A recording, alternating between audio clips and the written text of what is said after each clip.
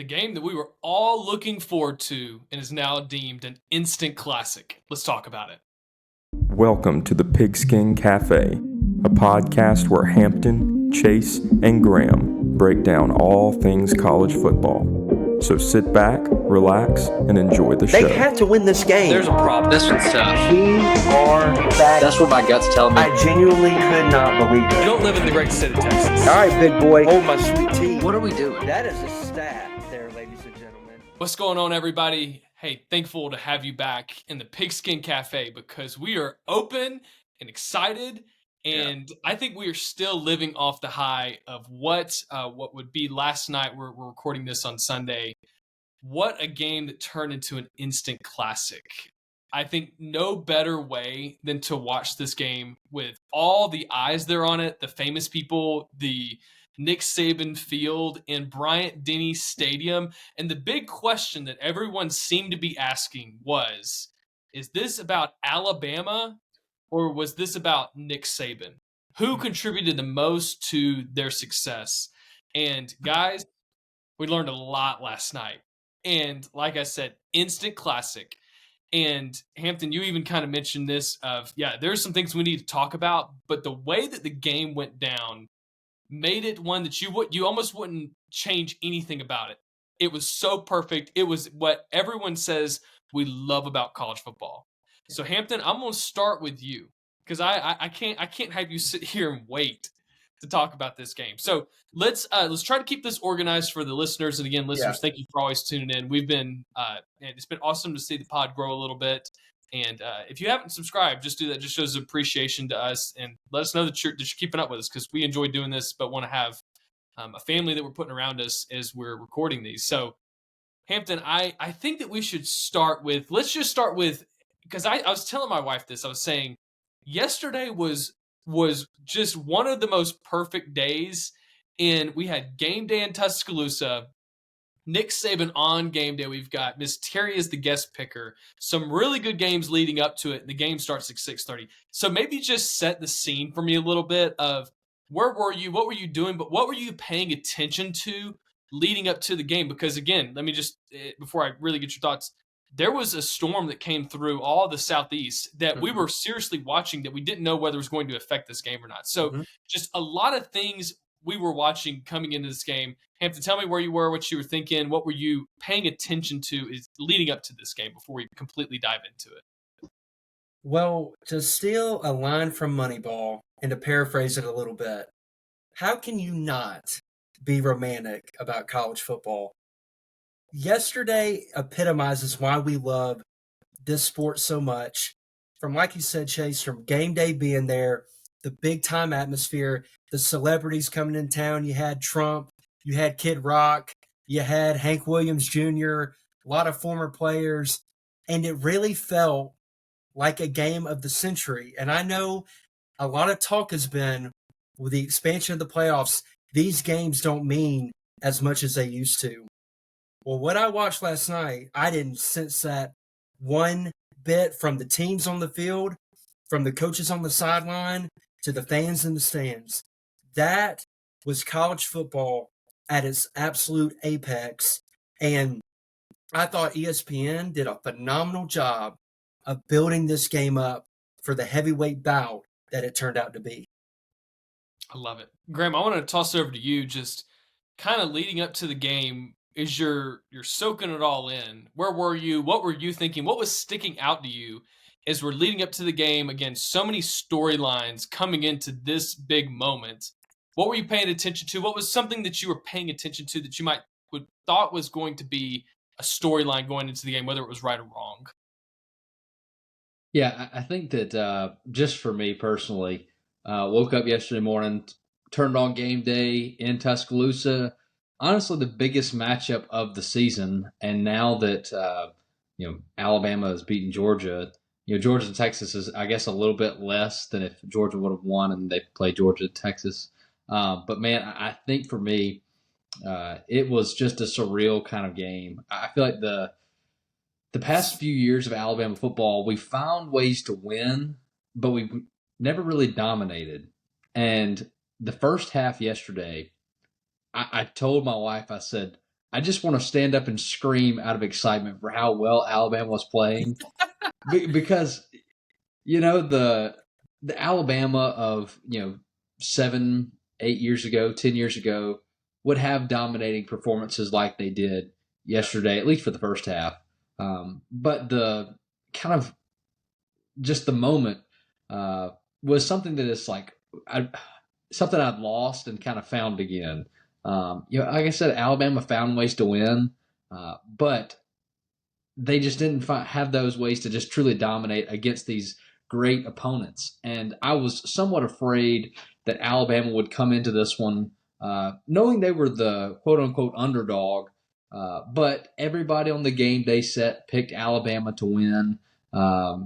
It kind of felt like one of those moments where, okay, well, everybody thinks Alabama's going to win, so therefore, Georgia's just going to have it in the bag. But I think for the season thus far is just the difference in when you play good teams. And Georgia so far this season, they started off the year with Clemson, which I think we would characterize as a good team. Probably not a great team, but a good team. Yeah.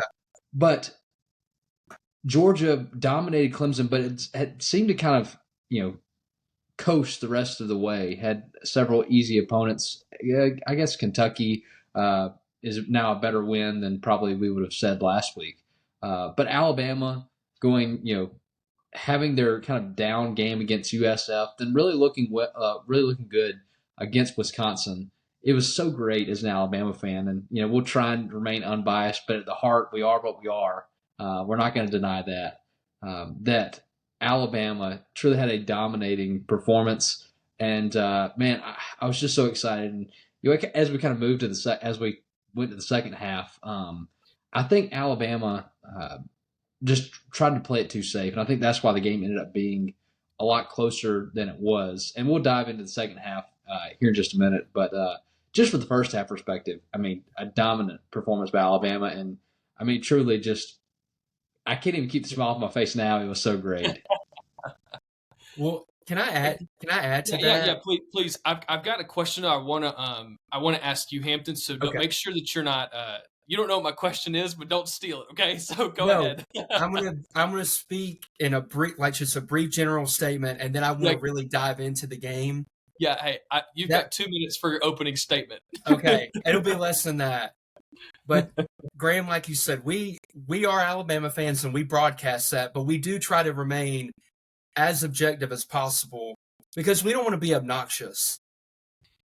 And you're right, Graham. The past 2 or 3 years, Alabama has not dominated like they did from like 2009 to probably 2018. That 9-year run, Alabama would come into games like this and there would be a clear gap in who the top dog was. But that hasn't been the case. There's been a little bit of a dip, even though Alabama has still contended for titles. But that first half, I was like a 5-year-old kid on Christmas morning because it reminded me so much. I'm getting chills right now talking about it, of the 2008 Alabama-Georgia blackout game. That first half and the first half last night were so eerily similar, from like opening punch to just a completely dominant half of football. And really, even the second half mirrored it to an extent, with Georgia kind of getting back in the game. So that's all I wanted to say before, Chase, you have a question that you want to ask. Yeah, and let me just kind of add on to this. Saban told an amazing story on game day about that blackout game. You guys, I mean, in summary, there's this guy that he knows that I think is salt of the earth, but a local to wherever he goes to his lake house in Georgia. Big Bulldog fan, but had never been to a game. So Saban gets him tickets in Athens, but he's got to sit in the Alabama section. Anyway, the guy dresses up and all. Georgia gets kicked out.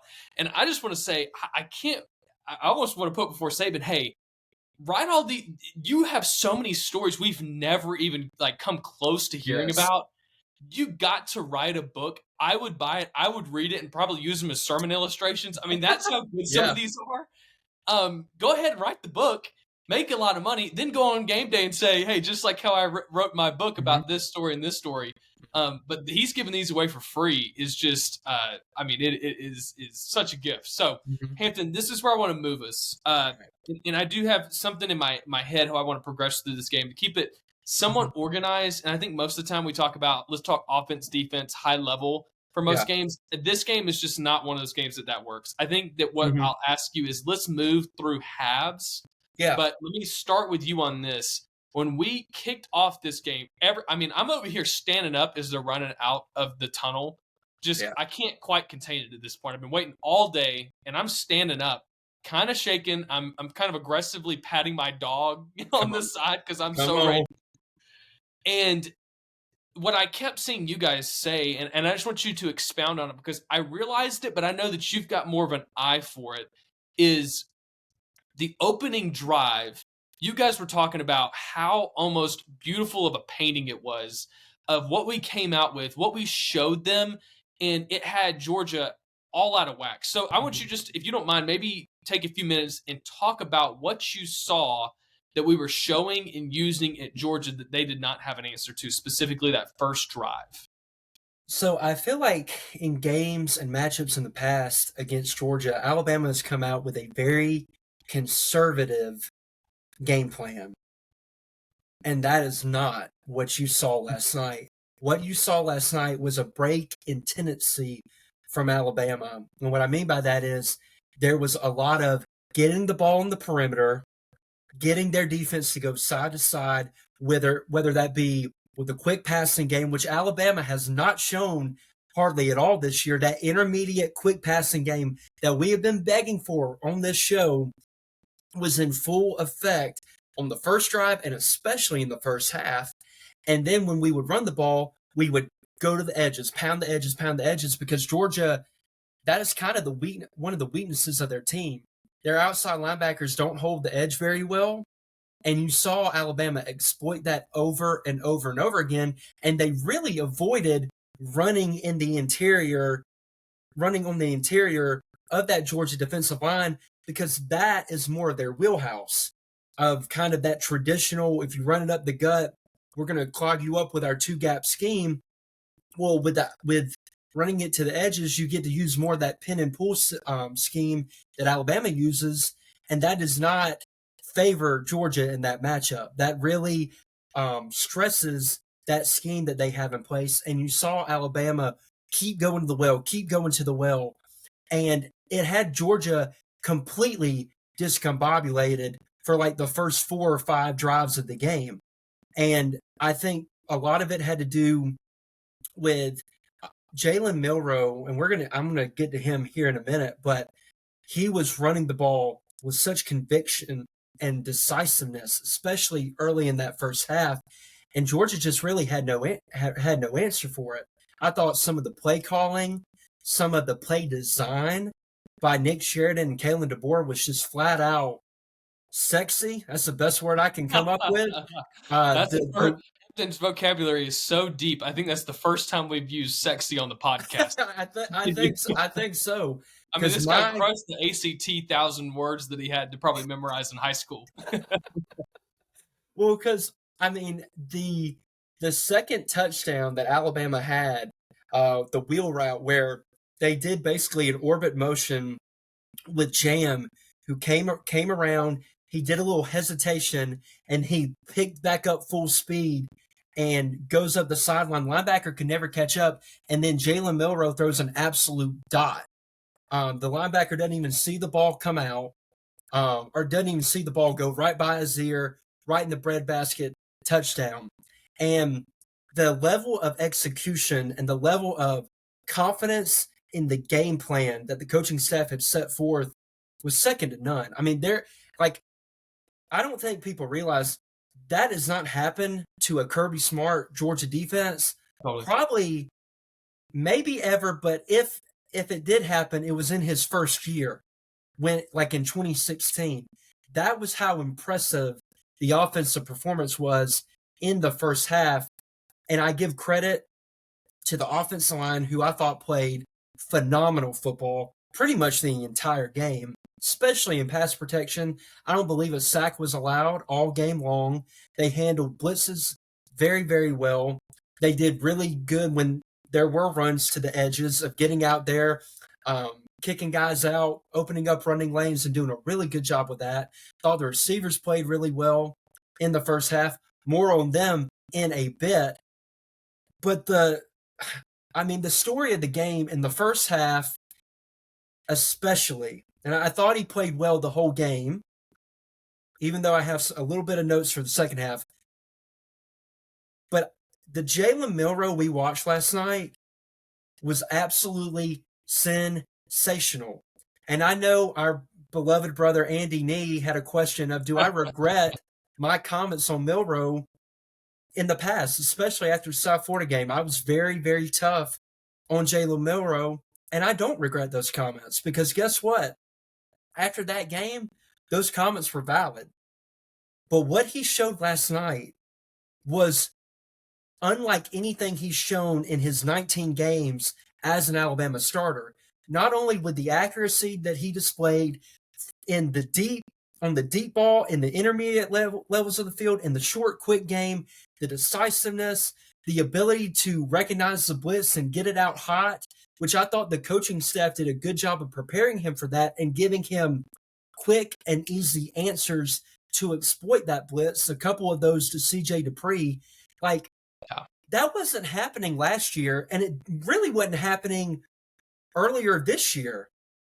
And then when he was running the ball, he was running it with such conviction. The bursts that he was displaying, he made Georgia look like they were running in quicksand because of all the motion that was causing them to hesitate a little bit, and then he'd be shot out of a cannon.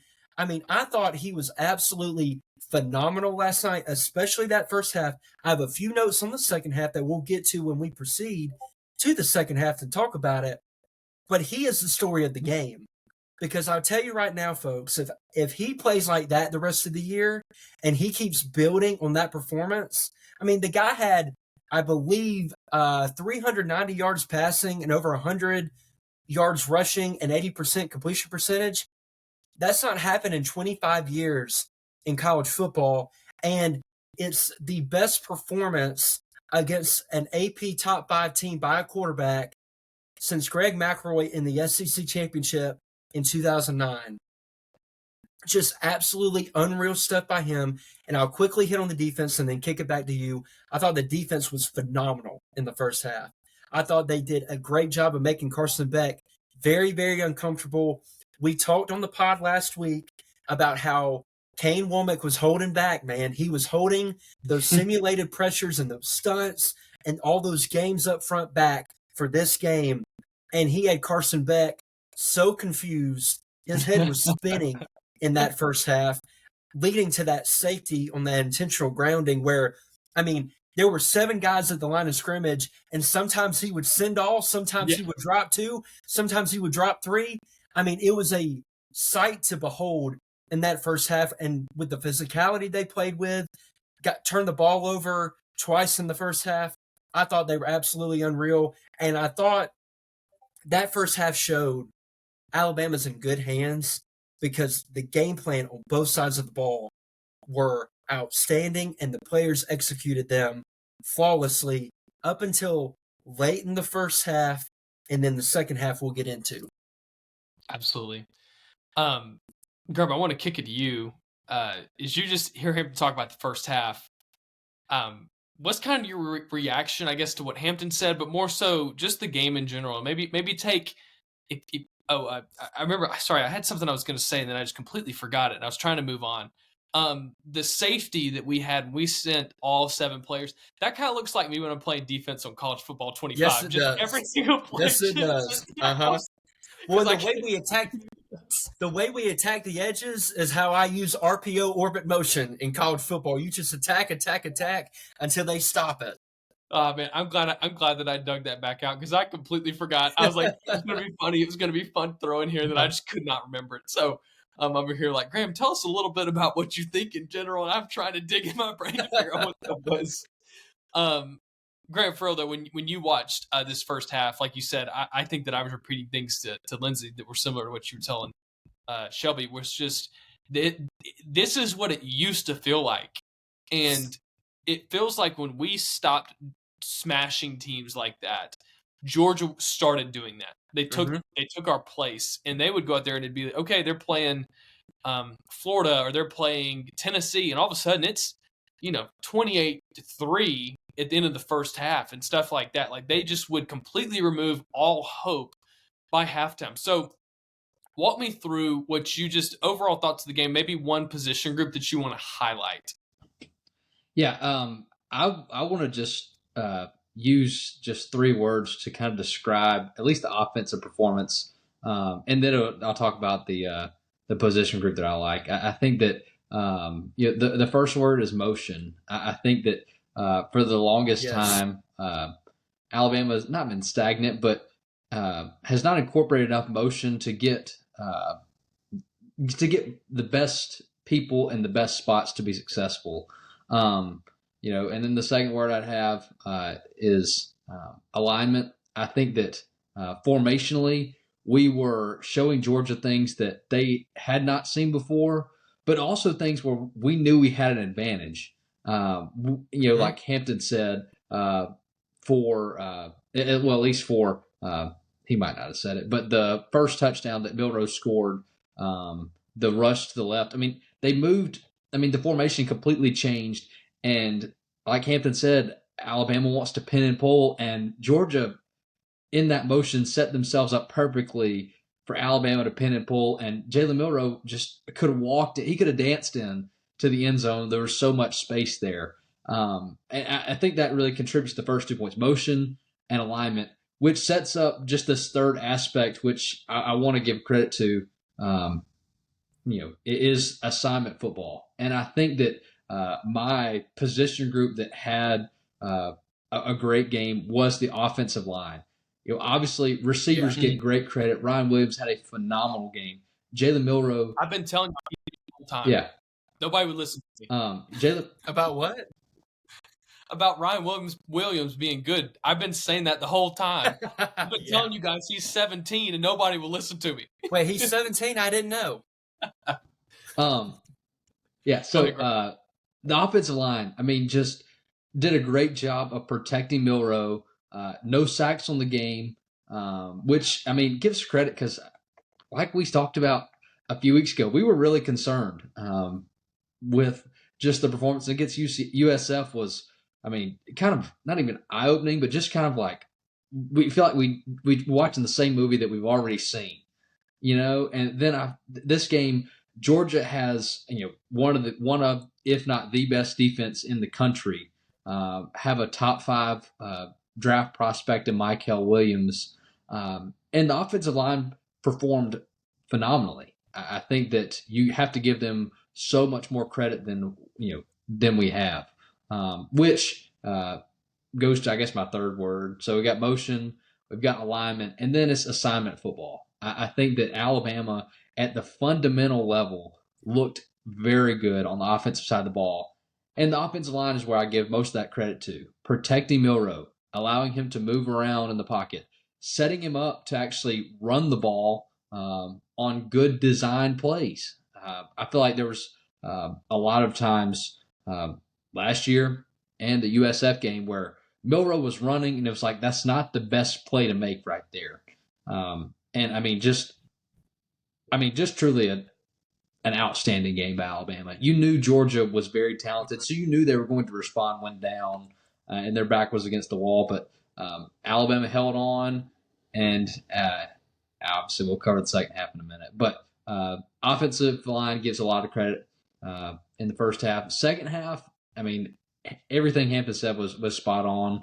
I think that showing them things they haven't seen before was a great tactic. And Carson Beck is one of the premier quarterbacks in college football.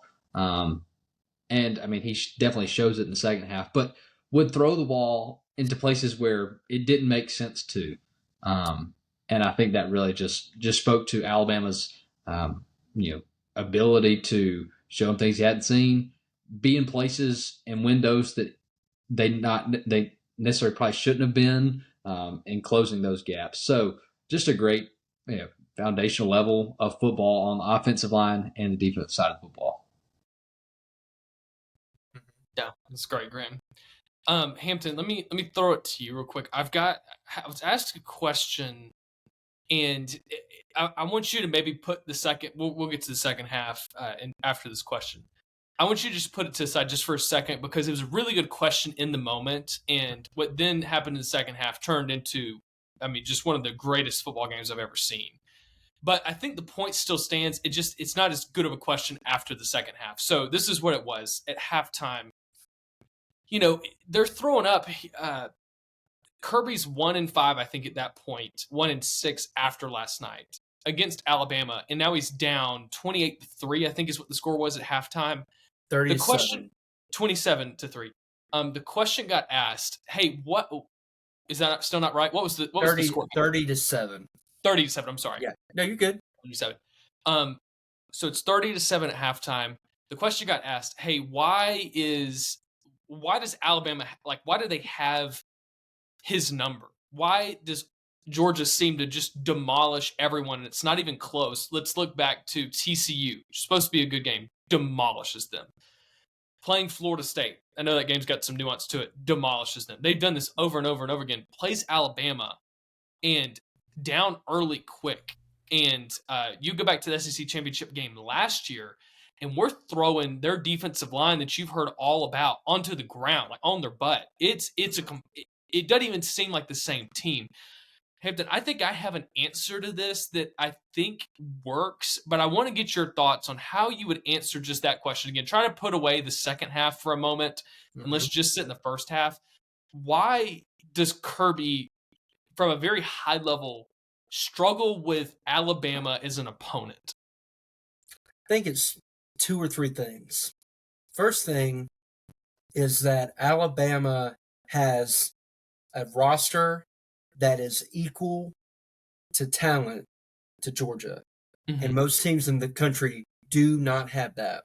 So you already walk in at a disadvantage if you're 98% of the country. Okay, so that's number one.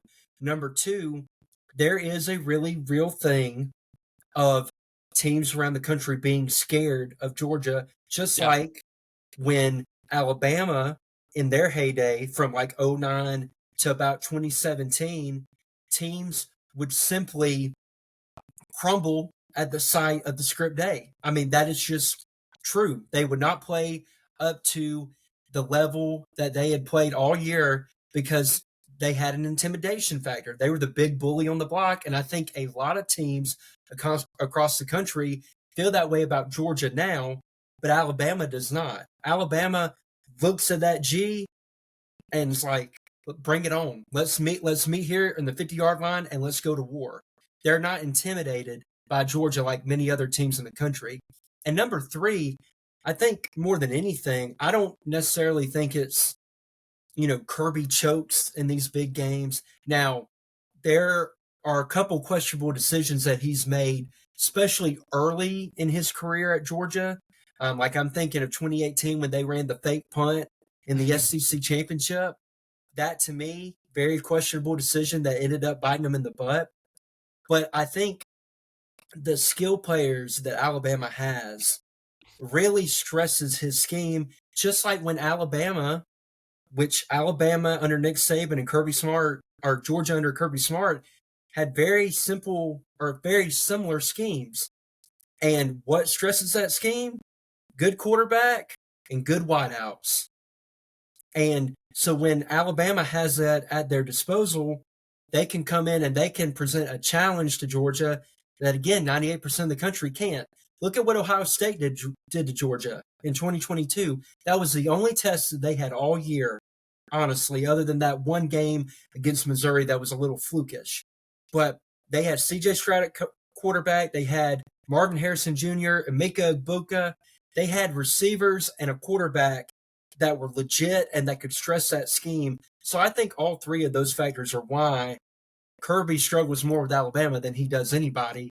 I don't really think it's a him problem. I think it's an Alabama problem. It's a talent, equal talent, and that poses a lot of challenges.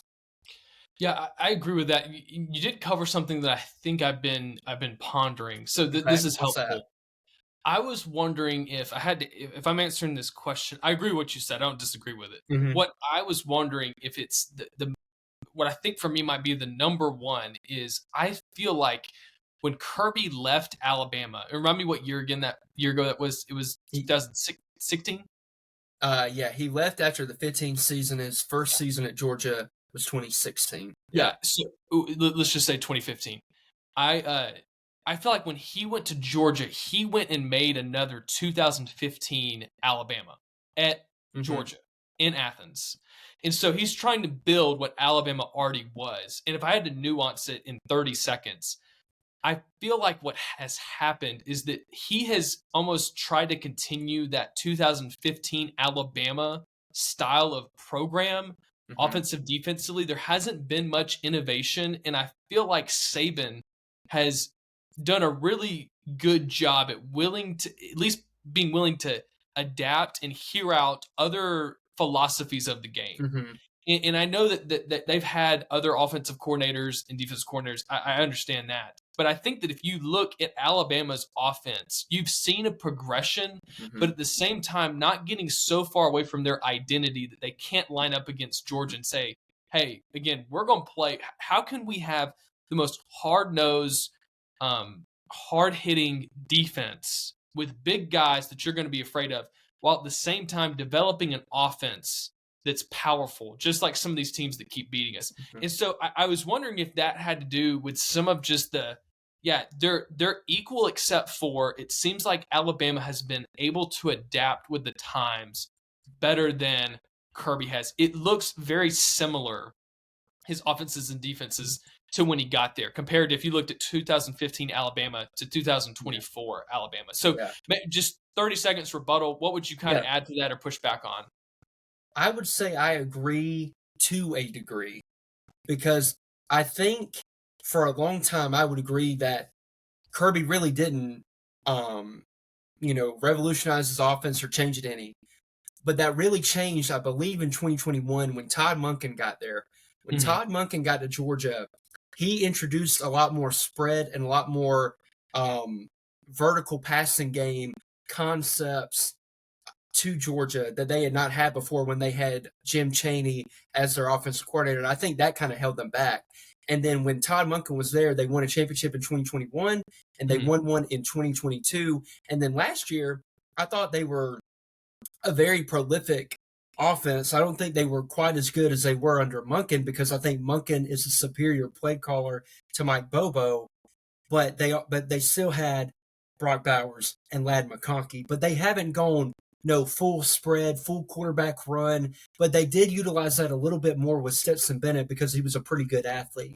So I would agree that he hasn't completely gone like where Saban went from pro style to a Lane Kiffin spread type offense. I totally agree with that. I do think he has made some slight adjustments to advance with the times and adapt to what college football has become today. Yeah. It would have been interesting to see if Raiola would have ended up at Georgia Mhm. if they would have tried to advance or innovate the offense more so than when you had Stetson Bennett throwing it to Brock Bowers. Again, great connection, but at the end of the day, that feels very, very pro style. And it Yeah. seems like college football, like any, has spread the ball out more. And again, Alabama's not looking like a Tennessee offense, lining them up over there on the numbers. But I do feel like when I look out, I'm thinking, all right, we've had, again, you've got Tua and Bryce and Milroe. Just you've got some quarterbacks that are making plays, and there's a little bit more game manager, I think, to the feel of what Georgia's asking their quarterback to do. And I think that has seemed to stay a little bit consistent. So Well, we don't, close us out on this. We don't have to belabor this point. yeah, last note on that. I think also they zagged a little bit while everybody else was zigging to the spread, throw it out 50 times a game, because defense has got a lot more lighter because you had to have linebackers that could cover. And so what they kind of thought to do a little bit with more Todd Monken is we're going to go two tight ends and we're going to pound you into submission kind of with the run game. So, and that actually worked out for them, but now it's kind of a lot of people are kind of going more back to that. it's Mhm. a game of cat and mouse to a degree. I just want to add at that Totally. point. No, I think that yeah, and it's really hard to pin this down. And I think it's helpful hearing you kind of explain your point of view on this because I do agree with that. There's a little bit of cat and mouse. They've Mhm. kind of like Michigan kind of stayed the same and tried to that's what they're going to do to people. Mhm. But I do think, and I wonder if the conversation in Georgia's kind of athletic program or football program is, hey, can we continue to do the same things and continue to get the same result and be okay with Yeah. that? Like, is there something that we need to, um, change from a high level of how we're approaching this team because they keep beating us. And again, I'm glad with the result. I'm just No, trying to pick I'm not apart why complaining. is it why are we 1-6? And Graham, let's get you talking about the second half. Let's go ahead and Yeah. transition to that because things were the tale of night and day. A friend texted me and said, "Hey, I just cut on the game when it was 21-0 or 28 to however whatever he said 28-3." And I was like, "Hey." They were asking me what's the breakdown of the game, and I was like, "Oh, I think that Alabama's played a perfect game, and Georgia didn't even know it was 14-0 before Georgia even knew there was a game today. Like it happened that fast, and just as quick as that happened, it seemed like Alabama's team completely turned off. And Graham, I'm going to let you kind of explain what you feel like happened, and let's say all the way up to now Georgia's up. We'll talk about the Ryan Williams play to finalize this and get everybody's closing thoughts. But up until that point, you see Georgia go out there and almost go unanswered.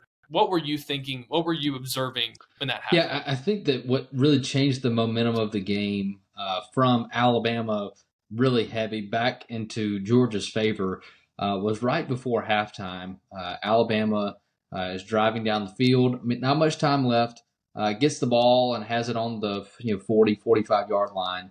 And has been showing they can move the ball consistently and efficiently against this Georgia defense. Attempts a trick play, the lateral, the handoff to lateral to pass, and it was covered. And Alabama loses 5-10 yards on a second down with, like I said, not much time left and not many timeouts to spare. I think that's really what changed the momentum because instead of going at Georgia, we were trying to sneak around them then. And on when you're at the 40-yard line, if you're in your Georgia's defense, obviously you're protecting the end zone. You're okay with them getting a field goal, and so I think it was us trying to be a little bit too pretty instead of trying to find that. Okay, you know what? We're gonna settle for 3. Let's go forward. Let's get to a good spot. And I think we just tried to be too pretty, and that ended up bringing us back, which really changed the momentum and allowed us prevent us from getting points to end the half. Then Georgia came out the second half, and they responded well. Carson Beck made good decisions, looked a lot better, looked like the Carson Beck that we expected. I feel like there was just a few things that Alabama did in the first half that Georgia was like, okay, we weren't ready for this, and they were able to adjust at halftime and said, okay, we just need to sit down and talk about this, and I'll show you what if they show this, this is what we need to do. And Georgia really responded well, as you expected them to, because, I mean, 2 top 4 teams in the country, you can't expect Georgia to just give up, especially in that moment. Georgia has never shown that they've never shown they'll give up under Kirby Smart. I think that a big factor in the way that Alabama started was obviously that home atmosphere. And after halftime, not that people were tired, but it's been a half. People have gone to the concession stand, they've gotten something to drink, they sat down. So okay, it's a little bit harder to get up and yell as much as in the first half. But I feel like you got to give credit to Georgia because if you and people were saying it, as I was talking to them this morning, it's like if you gave Georgia an extra 2 minutes, they would have won the game, which is just speaks to the level that Georgia was able to play to that second half. They were able to respond well. They saw what was in front of them and handled that instead of seeing what was in front of them and trying to outsmart it, outthink it. They got back to what Georgia really was. But Alabama responded well too. So you got to give credit where credit's due. Georgia played Georgia played really well. And Alabama, like I said, they kind of took their foot. They had their foot on the gas completely. They were trying to shift into a gear we didn't have, trying that trick play. And then that kind of put us back in a spot where we weren't able to really, gas up and go full speed anymore because we had to think about the clock, think about the score. And for Alabama, at least this scheme and this team, they're the best when you just turn them on and let them loose, let them go play. Yeah, I mean, Graham, you're right. I think that what I heard you say too, that was an important point that I thought of during the game. And again, we can go back to, we're going to get to Ryan Williams, but it was, I mean, it really did feel like, oh man, we might have just scored too fast. And I don't, I'll admit this. Milroe was so on. It really did feel like he was like Mahomes out there. When it just comes to, dude, every time he's got the ball and you let him play how he wants to play, he's going to go score a touchdown. It's going to feel like a win if they kick a field goal. And so, Hampton, we'll get there in a second, but I do want to get your thoughts. Second half, and Graham, I think I heard you mention this about the penalty that it was after time. I've just never seen that happen where then it affects the kickoff in the second half.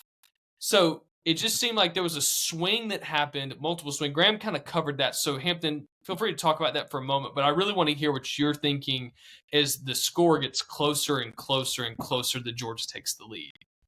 Yeah. So Graham, I know you mentioned the trick play, and I agree with you to the extent of maybe don't call that in that situation, especially when you're running pretty straightforward plays that are working.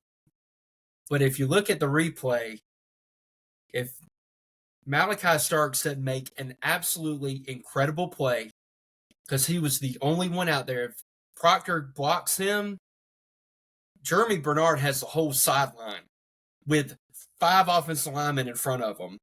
So the play was there. It was just, to me, it was poor execution. You get one block, and it's a huge play. But I 100% understand what you're saying from your perspective of kind of like the motto, keep it simple, stupid. You're doing your usual thing. You're matriculating the ball down the field, and then you do that and kind of gets you behind the chains a little bit. And then on the play after that, if you guys remember, is when Jalen throws it to Jeremy Bernard again, and he gets absolutely mauled by the Georgia DB, and there's no call. And Man, I see Kalen DeBoer. Huh? No, I know that Georgia fans would say, oh man, you don't have any. And hey, to be fair, I don't feel like the officiating. They probably were a C last night. Maybe. I mean, that's SEC for you though. Yeah. But I mean, that one right there, it's like, that was egregious. Yeah, I mean, it's like, hey, at the end of the day, I know that if you want to say, oh, but did you see which ones they missed? It's like, hey, maybe they need to make both of the calls. Mm-hmm. But man, that one really was like, dude, I don't know what you're looking for if that's not PI. Uh-huh. Just from dude, if you're gonna let two teams this good get away with that, you're about to have these guys fighting each other and no flags. It's short out here.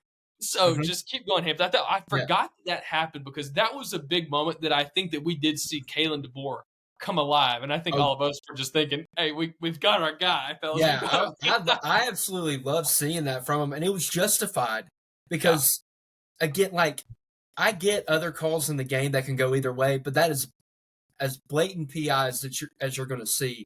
So to me, that if that's called and that drive is extended, then Alabama probably at worst gets 3 before the half, and it's 33-7 instead of 30-7. And then another key play at the end of the first half was the 4th and 1 that Alabama went for, which I absolutely loved. I love going for it on the 30-yard line, going in. And Jam Miller had a hole there, and he kind of danced too much and didn't get north, didn't put his foot in the ground, and he got stopped. You got to pick that up. Pick that up. Keeps the drive going. That might lead to another 3 to 7 points. So you kind of saw at the end of the first half a little bit of some troubling signs, especially from the offense. And kind of what we said all year, Alabama's offense, when it's on, it is beautiful. It is a thing to watch. But when it is off, it can be clunky and it can be inefficient. And as a whole, all night, Alabama was not good on third down. I think they converted 2 or 3 third downs out of 11 or 12 all night, which is not very good. And in the second half, I know a lot of people complained about the play calling being very conservative. And to be quite honest with you, I rewatched the second half last night. I don't think that was really the issue. I think on the first drive, Alabama went 3 and out. The first play was kind of a busted play. The second play was Milroe had a run, and it didn't really go anywhere. It was either he had a run or Jan Miller had a run, and then on third down, I believe it was Milroe. But then on third down, he kind of throws like off his back foot to Jeremy Bernard, and Bernard didn't make the catch, and he probably wouldn't have gotten the first down anyway.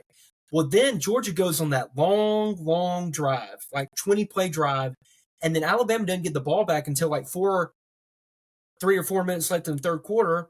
Then that's when they hit the shot to Ryan, where he does another incredible catch where he kind of tips it to himself. And you get down to the red area, you call a read option, and again, listen, I have praised Jalen Milroe. Jalen Milroe played outstanding last night. I'm not criticizing him. I'm just stating facts. When they got down the red area, they called a read option. He's reading 13, the end stays, he pulls it, and he gets chased out of bounds for no gain. Second down play, he's reading the D tackle. They put Jam in motion. He needs to give that ball to Jam because the defensive tackle doesn't follow Jam up the field. If he gives that to Jam, Jam gets the corner, and it's probably a big gain. Instead, he keeps it, and he doesn't gain any yards. And then on third down, Georgia kind of shows blitz, but they only end up sending 4. Well, Jalen kind of recognizes it and thinks it's a blitz. He gets it out hot to Justice. When he had plenty of time to kind of survey the field, he gets stopped. They kick a field goal. And it was a lot of things like that in the second half. A couple misreads here, especially in the running game, where he's got I think he wanted to make a play so bad for his team that in the end it kind of cost him on a couple plays, where if you give the ball and you keep hammering that edge, there's some running room out there instead of you keeping it and getting no yard gains. There were a couple plays where you had numbers on the outside. They call a sweep to the right with him, and he kind of jogged out there, where if he hit it full force, I think he'd have gotten a lot more yardage. So there were just some things here and there that in the grand scheme of things don't seem like much, but they lead to shorter drives, which in turn leads to your defense being out there way too long. Georgia ran 76 plays in this game. 48 of them were in the second half. And that, I think, more than anything, I don't think Georgia just made a massive adjustment other than they really kind of started to throw the ball deep. But I think Alabama just got exhausted. I mean, the pass rush became non-existent, which I don't think Alabama got a lot of pressure with 4 in general. They got a lot of their pressure on simulated pressure coming from blitzes and kind of how we talked about in the first half, then putting 7 or 8 guys up at the line, then dropping a few, sending a few, and kind of confusing and muddying the picture for Beck. And as the second half, went along, especially like those final 2 or 3 drives before the final drive for Georgia, Alabama was just gassed because the offense wasn't sustaining drives. Even when they got that big play down the field and they got the field goal, that was like a 6 or 7 play drive. It wasn't a sustained drive. And when you keep doing that, Carson Beck and Georgia, they're too good to keep giving them opportunity after opportunity. And then the other part of that is you get them to fourth down, and they converted every fourth down. It was like everything that needed to go right for Georgia for them to get back in that game really went right for them. Mm-hmm. Even Alabama gets a turnover in the fourth quarter. Quay Russaw makes an incredible play. Then Alabama goes 3 and out after that. Like, just a lot. There were a lot of factors at play. And as a whole, I'm not going to look at that second half and be so concerned with the defense just because they gave up a lot of those points late. I think a lot of that had to do with them being gassed. Now, and I think it's valuable experience for those corners, those young corners, kind of get thrown in the fire like that, man. Yeah. And we're going to talk about it. They kept getting picked on and picked on and picked on, and eventually one of them learned and made Georgia pay for it. But before the final drives, the final two drives, both for Alabama on offense and Alabama on defense, I think it wasn't so much of Alabama let off the gas. I think it was just poor execution and really Jalen Milroe not being as effective running the ball. And I think a lot of that had to do with maybe a little indecisiveness on his part, but also I think Georgia did much better job at setting the edge and not making it so easy for Alabama to get those yards by getting out on the perimeter. Man, great analysis. Let me ask you a question off that. Mm-hmm. When was the moment or the play? And I have my answer, so I want to see if it lines up with you. When was the moment or the play that you were thinking, okay, here's storyline in our head is, all right, we just went out and we just put it to Georgia's not near as good this year. Everybody's, beefing them up to be. Then all of a sudden it's like, okay, it's a little bit closer, a little bit closer. When was the, oh shoot, we might lose this game? What play was that? I can tell you, it was when Alabama got the ball back, I think after Georgia made it 33-28. And Brian Williams and Cole Adams had a miscommunication on the kickoff. This was literally my answer. Literally my answer. Well, that was when, before that, I'm like, all right, we're good. We're just one play away. We're one score away from icing the game. But when that happened, and then Alabama got it. Huh? And they dove on it. Yeah, and I'm like, dude, and that's a young player in his fourth collegiate game, not knowing the right thing to do in that situation. I think he was trying to say that he singled fair catch and then dove on it. And it's like, oh my gosh, we are so far away from reality in that moment of what, like, does this guy know how to really, I'm not like picking on him, but like, that's just not, I think in that moment, you're hoping that you I don't know. I'm just like the trying to say that the rules come into play for that. It furthered the point of we're about to lose this football game. I mean, everything is going wrong. They're converting on every fourth down, and we're fair catching on balls, not catching it and diving on it, thinking that the ball's been fair caught by the ground. It was a reminiscent error of like when Alabama played Tennessee in 2022, and the punt with Q Robinson when he touched the ball for some inexplicable reason, then Tennessee got the ball back. Yeah. It kind of gave me those type of vibes, like that dread of, oh no, Alabama's about to lose this football game. And then Alabama gets the ball on offense. I think they got one first down, and then third down comes. And Jalen Milroe did the right thing. He made the right read and the right throw, because one thing that I thought he did an incredible job last night, obviously the offensive line kept him upright and really built a wall around him and gave him a good pocket for 99% of the night. But the few times that they didn't, or pressure kind of got close, he did a great job of navigating the pressure, not bailing too quick and keeping his eyes downfield. So he feels pressure to his left, he steps up in the pocket, and he dumps it out to Justice Haynes. And he has 4 yards to get for the first down, and he makes one guy miss, and then it's like he stopped. I don't know, but again, that kind of goes back to my point of like, I don't think Justice Haynes has had the season that I was expecting. I've been kind of disappointed in him as a whole. Now, I thought he had a really good run last night for about a 23-yard gain early in the game. But, dude, Mark Ingram, Trent Richardson, Najee Harris, Derrick Henry, they get that first down. And I'm not trying to be that guy. Go ahead. Yeah. I'm sorry. I just wanted to add that I felt like that was one of his better games, which I think says a lot. Agreed. Yeah. And I feel like Jam Miller did not play his best game. It was probably one of his worst games. And so just to kind of, I think, add some color to what you're saying, you're right. Continue. Yeah.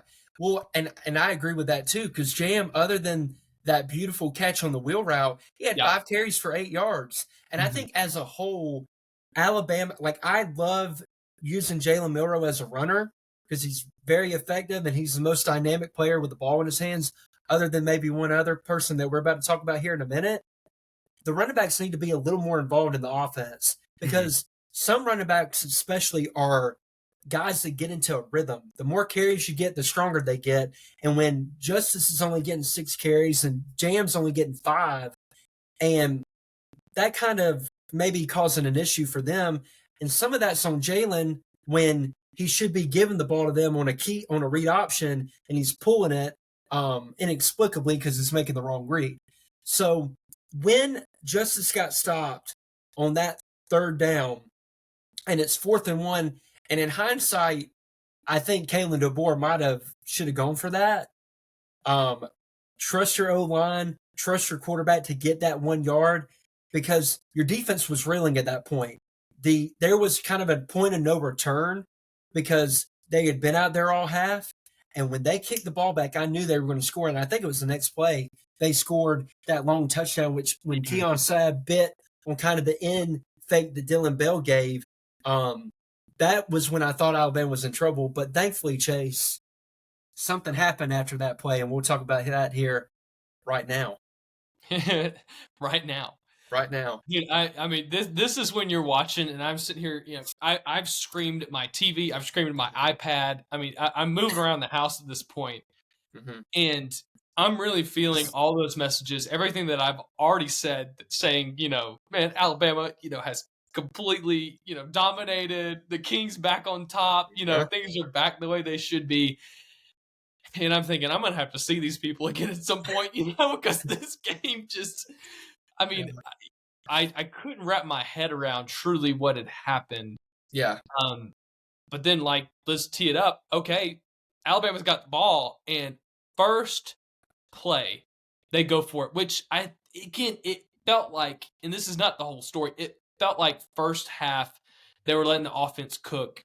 People would say it got conservative second half, and then that play, it's almost like they switched it back on of, all right, let's go score. And it almost felt like they scored too fast. But Hampton, tell me how good Ryan Williams is with. I was trying to explain what makes him good is not. His hands are great. He's got great hands. It looks like he is some kind of dancer with the football, and the way that he is able to stop and move. And Hampton, you've brought this up in the past, and I want you to walk us through that play. The way that he catches the ball, makes moves, remembers what he's done against which corner or DB, and then when the ball comes to him again, it's almost like, hey, I'm going to show them what they've already seen and then rotate out of it. So just walk me through. I have not seen that as clearly as I have through him with the football. I don't know if I've ever seen that. Not to say that it hasn't happened, but you can tell that he's thinking about almost as if he's got it written down over there. If you're going to catch the ball, and then you're going to, spin left, let them bite on it, and then spin back right. So just, Hampton, you walk me through that play and how every Alabama fan felt. Man, I'm going to make a very bold statement.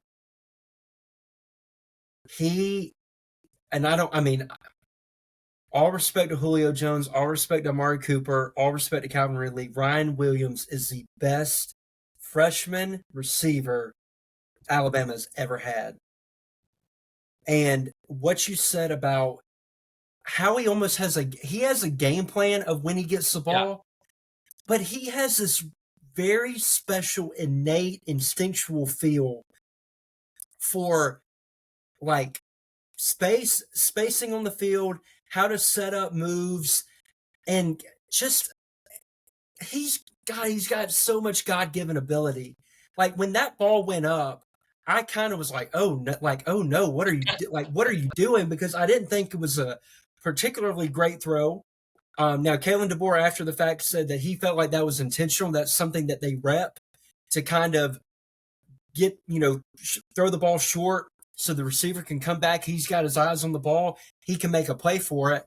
And so he makes this catch, has the awareness to make sure both of his feet are in bounds, accelerates, then does this strange pirouette that I've never seen any receiver make, like this spin move where he causes 2 Georgia players to collide into one another. 2 fantastic Georgia players.